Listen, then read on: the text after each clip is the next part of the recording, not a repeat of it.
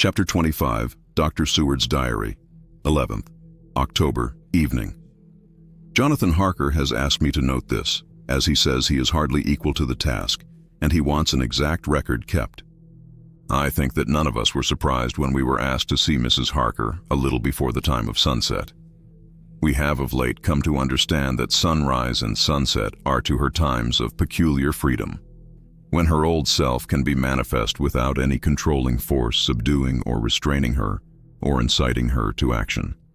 This mood or condition begins some half hour or more before actual sunrise or sunset, and lasts till either the sun is high, or whilst the clouds are still aglow with the rays streaming above the horizon. At first there is a sort of negative condition, as if some tie were loosened, and then the absolute freedom quickly follows. When, however, the freedom ceases, the change back or relapse comes quickly, preceded only by a spell of warning silence. Tonight, when we met, she was somewhat constrained and bore all the signs of an internal struggle. I put it down myself to her making a violent effort at the earliest instant she could do so. A very few minutes, however, gave her complete control of herself.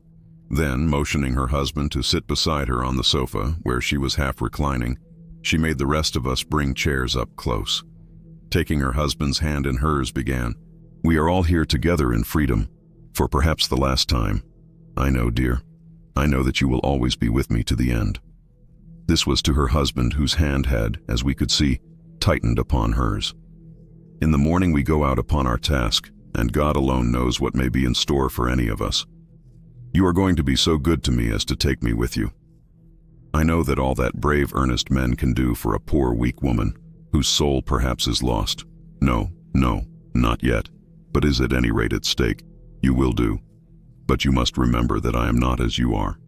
There is a poison in my blood, in my soul, which may destroy me, which must destroy me, unless some relief comes to us.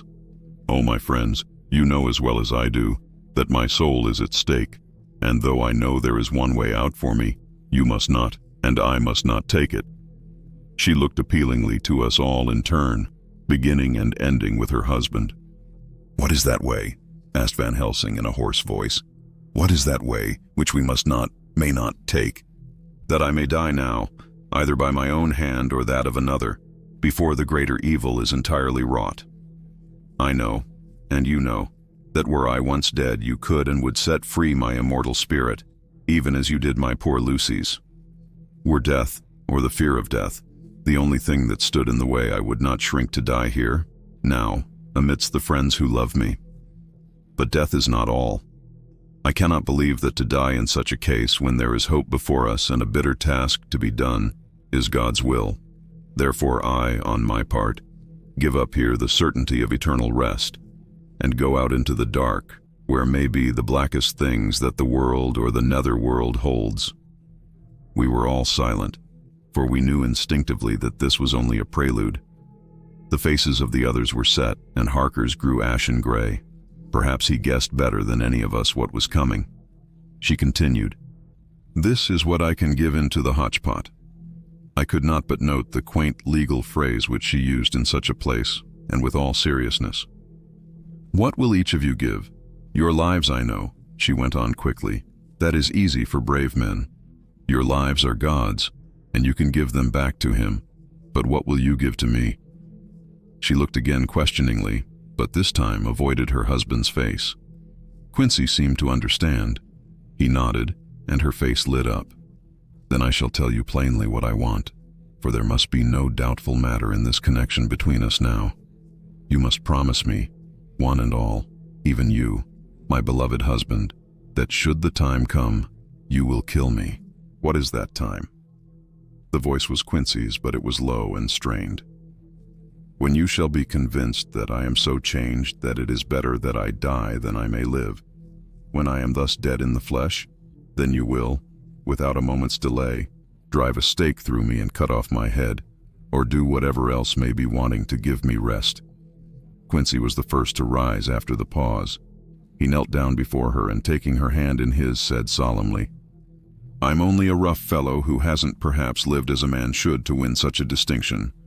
But I swear to you by all that I hold sacred and dear that, should the time ever come, I shall not flinch from the duty that you have set us." And I promise you, too, that I shall make all certain, for if I am only doubtful, I shall take it that the time has come. My true friend, was all she could say amid her fast-falling tears, as bending over she kissed his hand. I swear the same, my dear Madam Mina, said Van Helsing. And I, said Lord Godalming, each of them in turn kneeling to her to take the oath. I followed myself. Then her husband turned to her wan-eyed and with a greenish pallor which subdued the snowy whiteness of his hair, and asked, And must I too make such a promise, O my wife? You too, my dearest, she said, with infinite yearning of pity in her voice and eyes. You must not shrink. You are nearest and dearest and all the world to me. Our souls are knit into one, for all life and all time. Think, dear, that there have been times when brave men have killed their wives and their womenkind to keep them from falling into the hands of the enemy. Their hands did not falter any the more, because those that they loved implored them to slay them. It is men's duty towards those whom they love, in such times of sore trial. And oh, my dear, if it is to be that I must meet death at any hand, let it be at the hand of him that loves me best. Dr. Van Helsing, I have not forgotten your mercy in poor Lucy's case to him who loved. She stopped with a flying blush and changed her phrase. To him who had best right to give her peace. If that time shall come again, I look to you to make it a happy memory of my husband's life that it was his loving hand which set me free from the awful thrall upon me. Again, I swear, came the professor's resonant voice. Mrs. Harker smiled, positively smiled, as with a sigh of relief she leaned back and said, And now one word of warning, a warning which you must never forget. This time, if it ever come, may come quickly and unexpectedly, and in such case you must lose no time in using your opportunity. At such a time I myself might be, nay, if the time ever comes shall be, leagued with your enemy against you. One more request. She became very solemn as she said this. It is not vital and necessary like the other, but I want you to do one thing for me, if you will. We all acquiesced, but no one spoke. There was no need to speak. I want you to read the burial service. She was interrupted by a deep groan from her husband. Taking his hand in hers, she held it over her heart and continued, You must read it over me someday. Whatever may be the issue of all this fearful state of things, it will be a sweet thought to all or some of us. You, my dearest, will I hope read it, for then it will be in your voice in my memory forever, come what may. But oh, my dear one, he pleaded, death is afar off from you. Nay, she said, holding up a warning hand, I am deeper in death at this moment than if the weight of an earthly grave lay heavy upon me. Oh, my wife, must I read it? He said before he began. It would comfort me, my husband, was all she said, and he began to read when she had got the book ready. How could anyone tell of that strange scene, its solemnity, its gloom, its sadness, its horror, and withal, its sweetness? Even a skeptic, who can see nothing but a travesty of bitter truth in anything holy or emotional, would have been melted to the heart had he seen that little group of loving and devoted friends kneeling round that stricken and sorrowing lady, or heard the tender passion of her husband's voice, as in tones so broken with emotion that often he had to pause, he read the simple and beautiful service from the burial of the dead. I cannot go on. Words and voice fail me. She was right in her instinct. Strange as it all was, bizarre as it may hereafter seem even to us who felt its potent influence at the time, it comforted us much. And the silence, which showed Mrs. Harker's coming relapse from her freedom of soul, did not seem so full of despair to any of us as we had dreaded. Jonathan Harker's Journal, 15th October, Varna. We left Charing Cross on the morning of the 12th, got to Paris the same night, and took the places secured for us in the Orient Express. We traveled night and day, arriving here at about 5 o'clock. Lord Godalming went to the consulate to see if any telegram had arrived for him, whilst the rest of us came on to this hotel, the Odysseus. The journey may have had incidents. I was, however, too eager to get on, to care for them.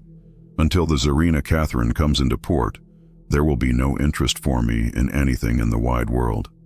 Thank God. Mina is well, and looks to be getting stronger. Her color is coming back. She sleeps a great deal. Throughout the journey, she slept nearly all the time. Before sunrise and sunset, however, she is very wakeful and alert, and it has become a habit for Van Helsing to hypnotize her at such times. At first, some effort was needed, and he had to make many passes. But now she seems to yield at once, as if by habit, and scarcely any action is needed. He seems to have power at these particular moments to simply will, and her thoughts obey him. He always asks her what she can see and hear. She answers to the first, "Nothing, all is dark," and to the second, "I can hear the waves lapping against the ship, and the water rushing by. Canvas and cordage strain, and masts and yards creak. The wind is high. I can hear it in the shrouds, and the bow throws back the foam. It is evident that the Tsarina Catherine is still at sea, hastening on her way to Varna. Lord Godalming has just returned. He had 4 telegrams, one each day since we started, and all to the same effect, that the Tsarina Catherine had not been reported to Lloyd's from anywhere. He had arranged before leaving London that his agent should send him every day a telegram saying if the ship had been reported. He was to have a message even if she were not reported, so that he might be sure that there was a watch being kept at the other end of the wire. We had dinner and went to bed early. Tomorrow we are to see the vice-consul, and to arrange, if we can, about getting on board the ship as soon as she arrives. Van Helsing says that our chance will be to get on the boat between sunrise and sunset. The Count, even if he takes the form of a bat, cannot cross the running water of his own volition, and so cannot leave the ship. As he dare not change to man's form without suspicion, which he evidently wishes to avoid, he must remain in the box. If then we can come on board after sunrise, he is at our mercy, for we can open the box and make sure of him, as we did of poor Lucy, before he wakes. What mercy he shall get from us will not count for much. We think that we shall not have much trouble with officials or the seamen. Thank God. This is the country where bribery can do anything, and we are well supplied with money. We have only to make sure that the ship cannot come into port between sunset and sunrise without our being warned, and we shall be safe. Judge Moneybag will settle this case, I think. 16th October. Mina's report still the same. Lapping waves and rushing water, darkness and favoring winds. We are evidently in good time, and when we hear of the Tsarina Catherine, we shall be ready. As she must pass the Dardanelles, we are sure to have some report. 17th of October. Everything is pretty well fixed now, I think, to welcome the Count on his return from his tour.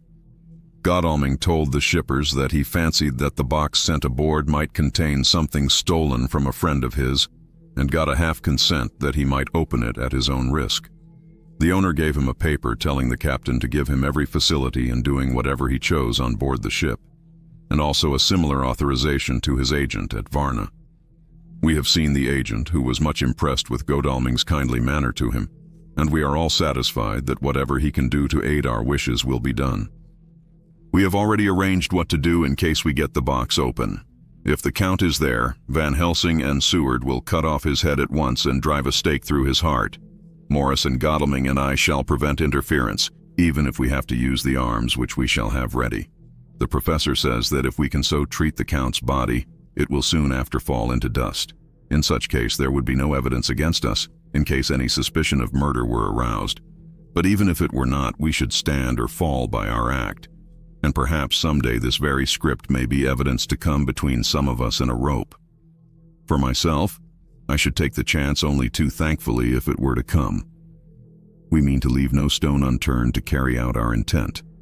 We have arranged with certain officials that the instant the Tsarina Catherine is seen, we are to be informed by a special messenger. 24 October. A whole week of waiting. Daily telegrams to Godalming, but only the same story.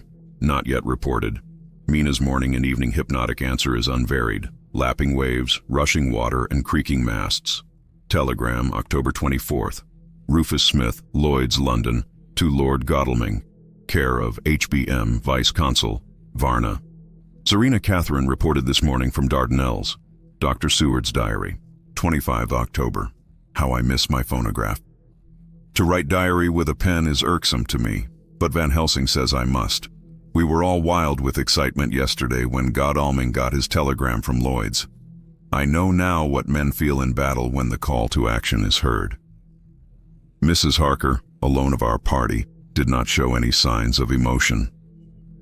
After all, it is not strange that she did not, for we took special care not to let her know anything about it, and we all tried not to show any excitement when we were in her presence. In old days she would, I am sure, have noticed, no matter how we might have tried to conceal it. But in this way she has greatly changed during the past 3 weeks. The lethargy grows upon her, and though she seems strong and well, and is getting back some of her color, Van Helsing and I are not satisfied.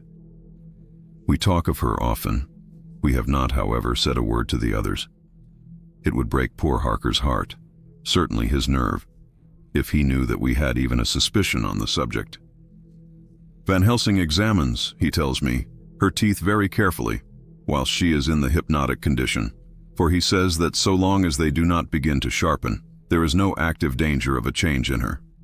If this change should come, it would be necessary to take steps. We both know what those steps would have to be, though we do not mention our thoughts to each other. We should neither of us shrink from the task, awful though it be to contemplate. Euthanasia is an excellent and a comforting word. I am grateful to whoever invented it. It is only about 24 hours' sail from the Dardanelles to here, at the rate the Tsarina Catherine has come from London.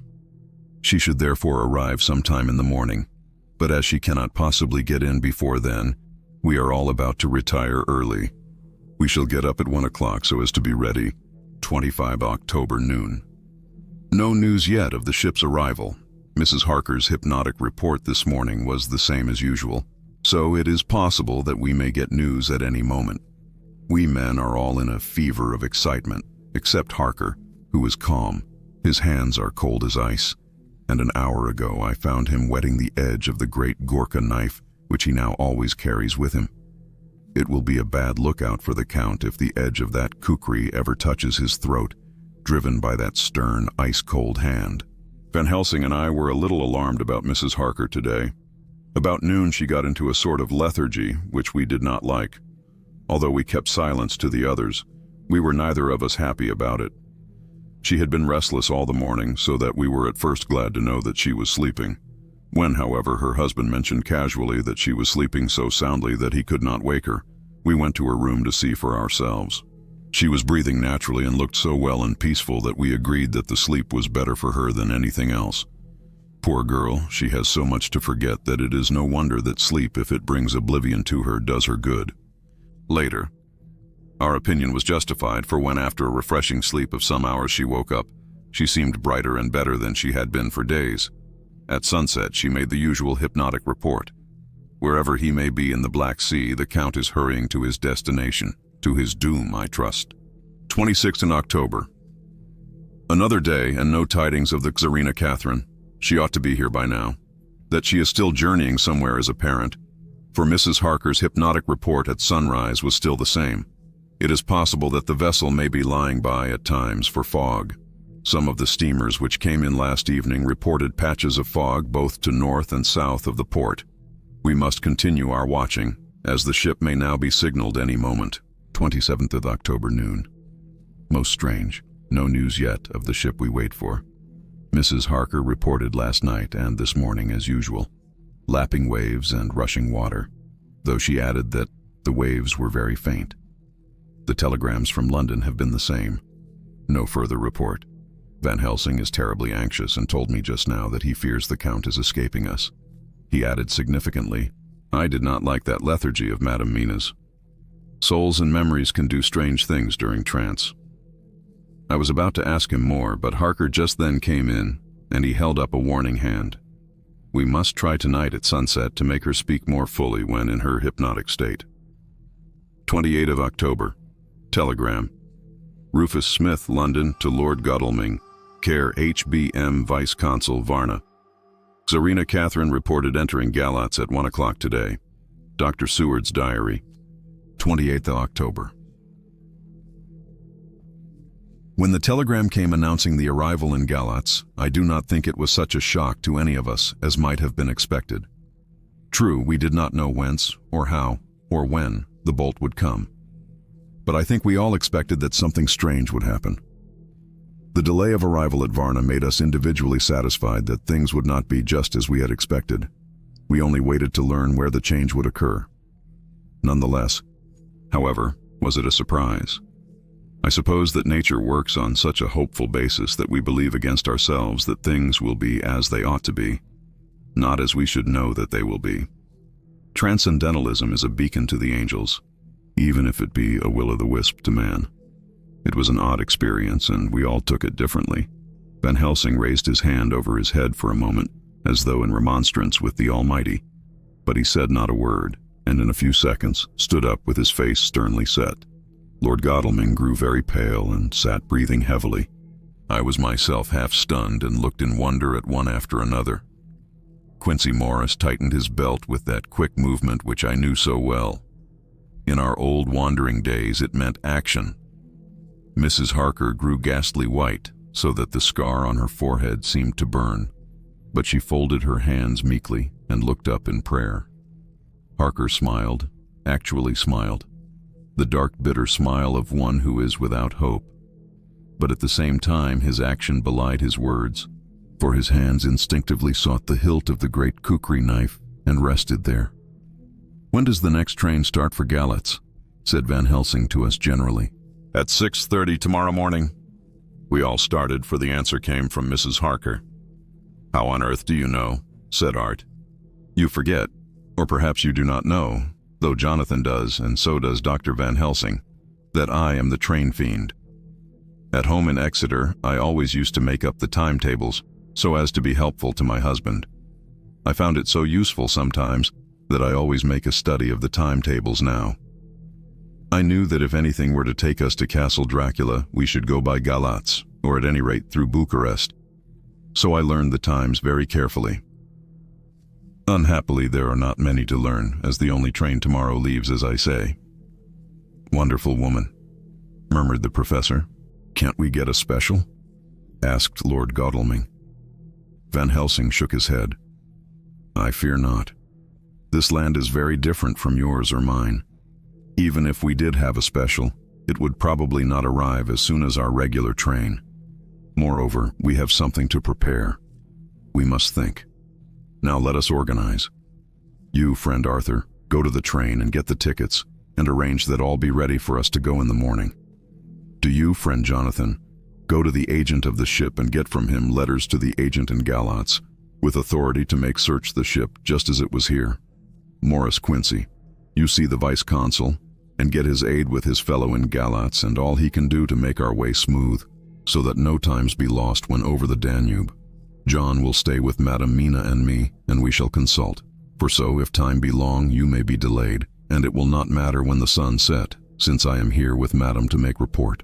"And I," said Mrs. Harker brightly, and more like her old self than she had been for many a long day, "shall try to be of use in all ways, and shall think and write for you as I used to do.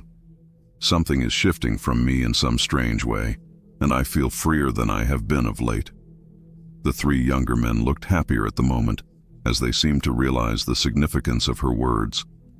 But Van Helsing and I, turning to each other, met each a grave and troubled glance. We said nothing at the time, however. When the three men had gone out to their tasks, Van Helsing asked Mrs. Harker to look up the copy of the diaries and find him the part of Harker's journal at the castle. She went away to get it. When the door was shut upon her, he said to me, "We mean the same. Speak out. There is some change.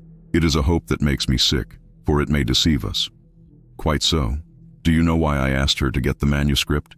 "No," said I, "unless it was to get an opportunity of seeing me alone." "You are in part right, friend John, but only in part. I want to tell you something. And oh, my friend, I am taking a terrible risk. But I believe it is right. In the moment when Madam Mina said those words that arrest both our understanding, an inspiration came to me.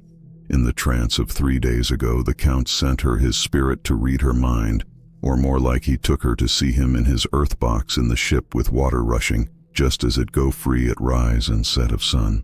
He learned then that we are here, for she have more to tell in her open life with eyes to see and ears to hear than he, shut as he is in his coffin box.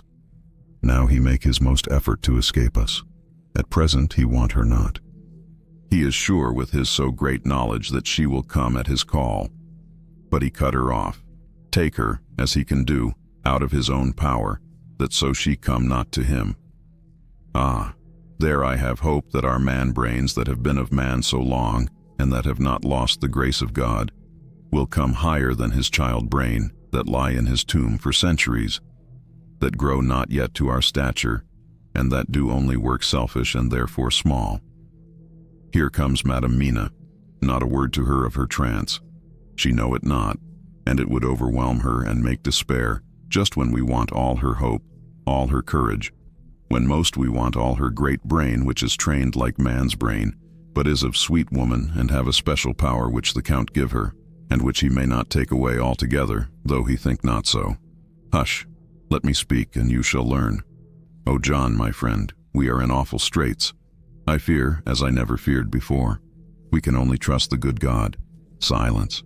Here she comes. I thought that the professor was going to break down and have hysterics, just as he had when Lucy died. But with a great effort he controlled himself and was at perfect nervous poise when Mrs. Harker tripped into the room, bright and happy looking, and in the doing of work, seemingly forgetful of her misery.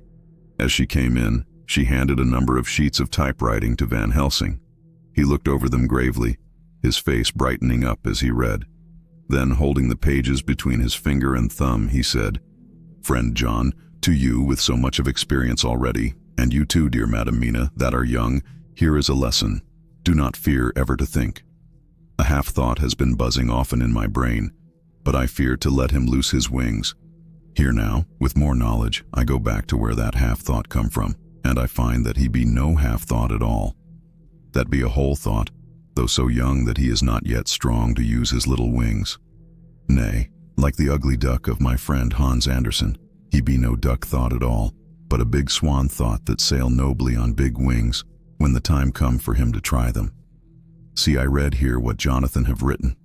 That other of his race who, in a later age, again and again, brought his forces over the great river into Turkey land, who, when he was beaten back, came again and again and again, though he had to come alone from the bloody field where his troops were being slaughtered, since he knew that he alone could ultimately triumph.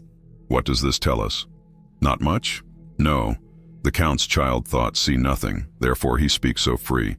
Your man thoughts see nothing. My man thoughts see nothing till just now. No. But there comes another word from someone who speak without thought, because she too know not what it might mean. Just as there are elements which rest, yet when in nature's course they move on their way and they touch, then poof, and there comes a flash of light, heaven-wide, that blind and kill and destroy some. But that show up all earth below for leagues and leagues. Is it not so? Well, I shall explain. To begin, have you ever studied the philosophy of crime? Yes and no. You, John, yes, for it is a study of insanity. You know, Madam Mina, for crime touch you not but once. Still your mind works true, and argues not a particulari ad universale. There is this peculiarity in criminals. It is so constant in all countries and at all times, that even police, who know not much from philosophy, come to know it empirically, that it is. That is to be empiric. The criminal always work at one crime. That is the true criminal who seems predestinate to crime, and who will of none other. This criminal has not full man-brain. He is clever and cunning and resourceful, but he be not of man stature as to brain. He be of child brain in much. Now this criminal of ours is predestinate to crime also. He too have child brain, and it is of the child to do what he have done. The little bird, the little fish, the little animal learn not by principle, but empirically. And when he learn to do, then there is to him the ground to start from to do more. Dos pusto, said Archimedes, give me a fulcrum, and I shall move the world. To do once is the fulcrum whereby child brain become man brain, and until he have the purpose to do more, he continue to do the same again every time, just as he have done before. Oh, my dear, I see that your eyes are opened, and that to you the lightning flash show all the leagues. For Mrs. Harker began to clap her hands and her eyes sparkled. He went on, "Now you shall speak. Tell us two dry men of science what you see with those so bright eyes." He took her hand and held it whilst she spoke. His finger and thumb closed on her pulse, as I thought instinctively and unconsciously, as she spoke. The Count is a criminal and of criminal type. Nordau and Lombroso would so classify him, and qua criminal he is of imperfectly formed mind. Thus, in a difficulty, he has to seek resource and habit. His past is a clue, and the one page of it that we know, and that from his own lips, tells that once before, when in what Mr. Morris would call a tight place, he went back to his own country from the land he had tried to invade, and thence, without losing purpose, prepared himself for a new effort. He came again better equipped for his work, and won. So he came to London to invade a new land. He was beaten, and when all hope of success was lost and his existence in danger, he fled back over the sea to his home. Just as formerly, he had fled back over the Danube from Turkey land. "Good, good. Oh, you so clever lady," said Van Helsing enthusiastically, as he stooped and kissed her hand. A moment later he said to me as calmly as though we had been having a sick-room consultation, 72 only, and in all this excitement I have hope." Turning to her again, he said with keen expectation, "But go on. Go on. There is more to tell if you will. Be not afraid. John and I know. I do in any case, and shall tell you if you are right. Speak without fear." "I will try to. But you will forgive me if I seem egotistical." "Nay, fear not, you must be egotist, for it is of you that we think." Then, as he is criminal, he is selfish, and as his intellect is small and his action is based on selfishness, he confines himself to one purpose. That purpose is remorseless. As he fled back over the Danube, leaving his forces to be cut to pieces, so now he is intent on being safe, careless of all. So his own selfishness frees my soul somewhat from the terrible power which he acquired over me on that dreadful night. I felt it. Oh, I felt it. Thank God for his great mercy. My soul is freer than it has been since that awful hour, and all that haunts me is a fear lest in some trance or dream he may have used my knowledge for his ends. The professor stood up. "He has so used your mind, and by it he has left us here in Varna, whilst the ship that carried him rushed through enveloping fog up to Galatz, where, doubtless, he had made preparation for escaping from us. But his child mind only saw so far, and it may be that, as ever is in God's providence, the very thing that the evildoer most reckoned on for his selfish good turns out to be his chiefest harm. The hunter is taken in his own snare, as the great psalmist says. For now that he think he is free from every trace of us all, and that he has escaped us with so many hours to him, then his selfish child brain will whisper him to sleep. He think, too, that as he cut himself off from knowing your mind, there can be no knowledge of him to you. There is where he fail. That terrible baptism of blood which he give you makes you free to go to him in spirit, as you have as yet done in your times of freedom, when the sun rise and set. At such times you go by my volition and not by his, and this power to good of you and others, as you have won from your suffering at his hands. This is now all the more precious that he know it not, and to guard himself have even cut himself off from his knowledge of our where. We, however, are not selfish, and we believe that God is with us through all this blackness and these many dark hours. We shall follow him, and we shall not flinch, even if we peril ourselves that we become like him.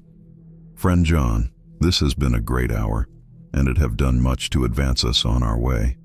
You must be scribe and write him all down, so that when the others return from their work you can give it to them. Then they shall know as we do.